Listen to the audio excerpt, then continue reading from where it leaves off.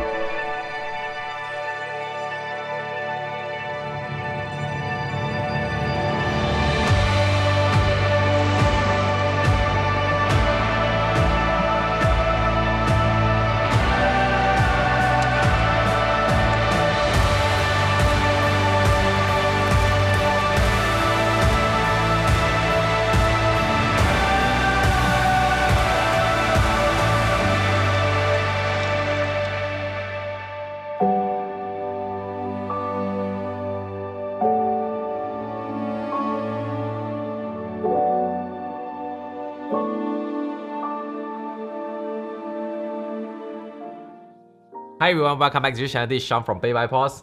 So, what do you guys think about the video? Does it look good? Hope you guys like it. So, this is another video challenge that we have made 2 weeks ago, and we are so lucky that we won this contest thanks to Kitty and the sponsor for organizing this contest and select our project. So, once again, thanks. A quick explanation about this contest. The name of this contest is #ChillVideoChallenge by Atola Visual. So, feel free to check out our channel. So it sounds exactly what it says, chill video.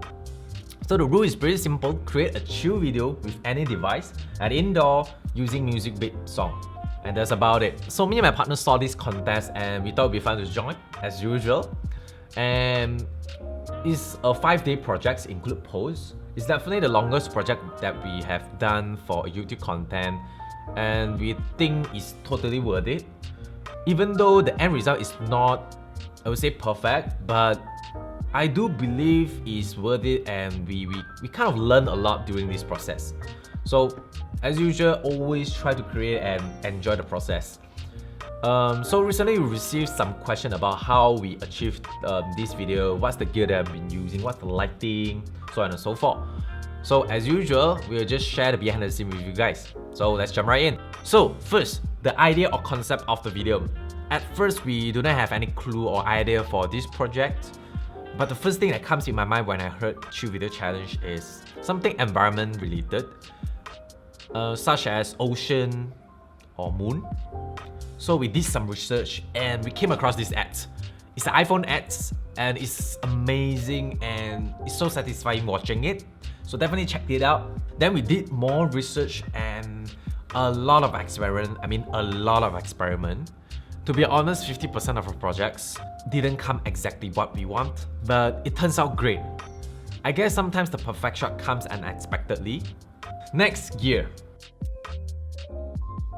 Oh yeah, we did use an app called Pro Movie Recorder. Definitely check it out. It costs around $3 USD. It allows us to have the full access for the camera settings such as ISO, shutter speed, focus distance, white balance, and others.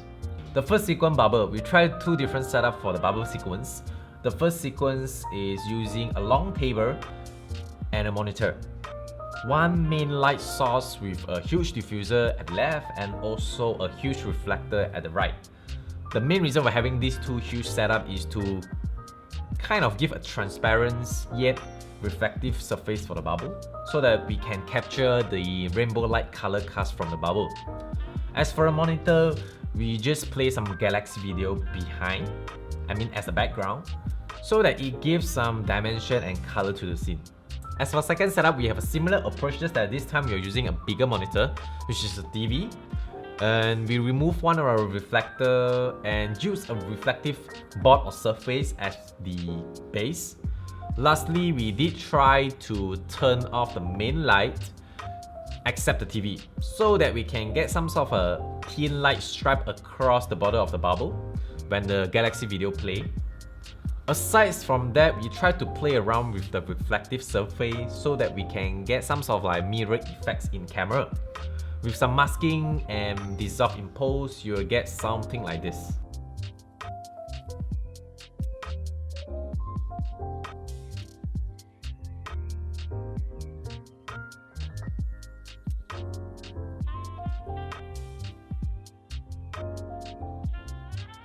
Next sequence is the miniature Atlantic oceans with ice.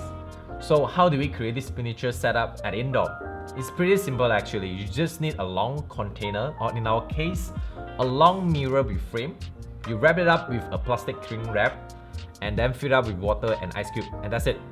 As for the moon, we used a round LED light YN216 to emulate this moon effect, and that's about it. Since we're using iPhone, so you pretty much get good quality video out of it. And the good thing about using an iPhone is you can just dip the iPhone into water without much hesitation. As for this project, this sequence is more into experimenting. So we try and error, we try to play with the ripple, we try to pour water to mimic the rain effects. But the most interesting part during this sequence is we found this thing. This is a macro adapter for our X100s. We bought it years ago and it comes handy for these projects.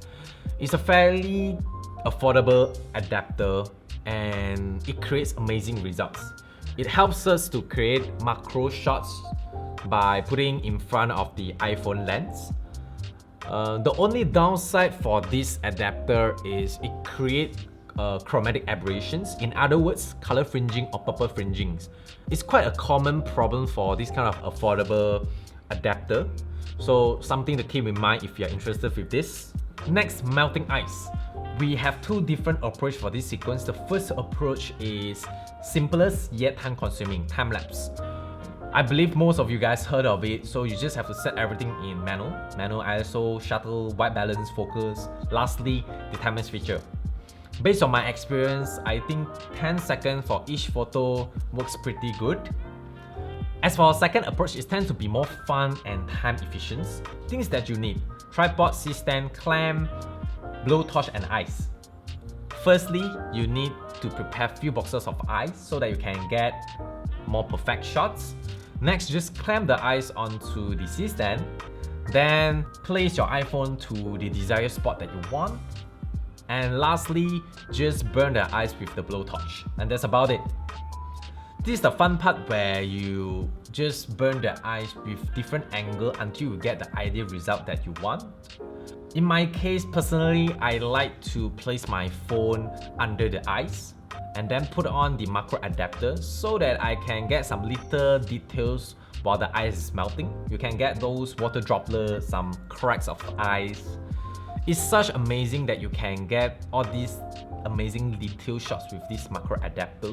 FYI, most of the ice sequence that you saw was sped up in post so that you can see the accelerate process of ice melting.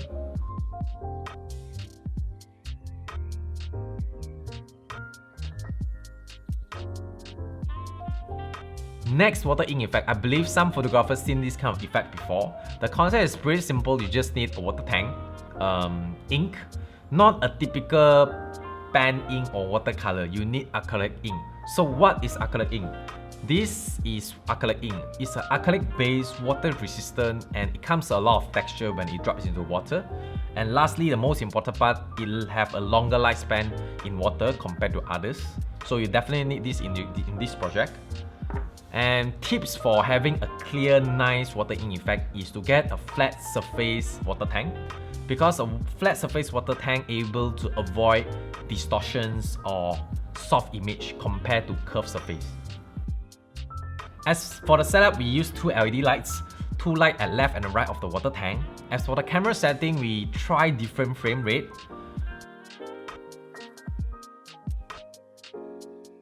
At the end, we decided to go with 60 frames per second at 4K because the ink dissipates in water quite slow and acrylic ink normally don't dissolve unless you stir it.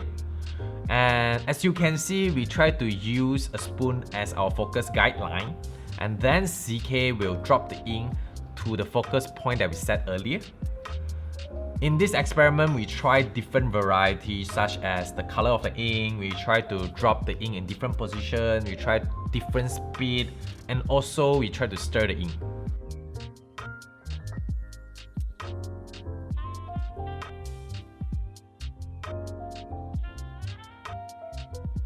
Next, the fire. This is kind of an impromptu sequence because we never really planned it at first place. Things that you need for this sequence is a lighter or blowtorch, toilet roll, and sanitizer. Please do not try this at home if you don't have any safety measurement in place. In our case, we shot this entire sequence in our toilets with a pail of water on standby. Since we filmed this entire project at indoor, so we just use whatever material we have at our office. I believe most of people right now have sanitizer at their place, so we just use sanitizer to prolong the burn rate by spraying some of the sanitizer on the toilet roll before lighting them up. We roll the toilet roll into spiral shape so that we can get this kind of effects. Lastly, the water sequence. You may have noticed there are several water shots in this sequence because water is kind of hard to control with the tools that we have. So we try different ideas on it. Firstly, we call this shot as the rocket. This shot was inspired by the iPhone ads. Nothing too fancy from our side because we are just placing the water hose to the desired spot that we want using the C-stand and tape. And then we just place a small LED light at the ground. In our case, we are using the Aperture MC. It's a small and strong LED lights, but I don't think it's water resist, so we just wrap the LED lights with the plastic cling wrap. Next shot is a simpler approach. We just have to set a backlights for the light setup and then spray the waters towards the camera. And then we try to record as much as possible until we get the desired angles and timing. FYI, all shot was done using an iPhone lens without any converter. As for the next shot, it's kind of an impromptu shot. We just stir the water as fast as possible in a jar and then move our camera in and out.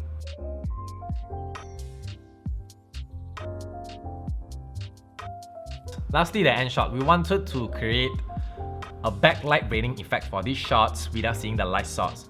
So we found this fancy fruit basket in our office and we thought it will be nice to be part of an element and it's able to cover the light source.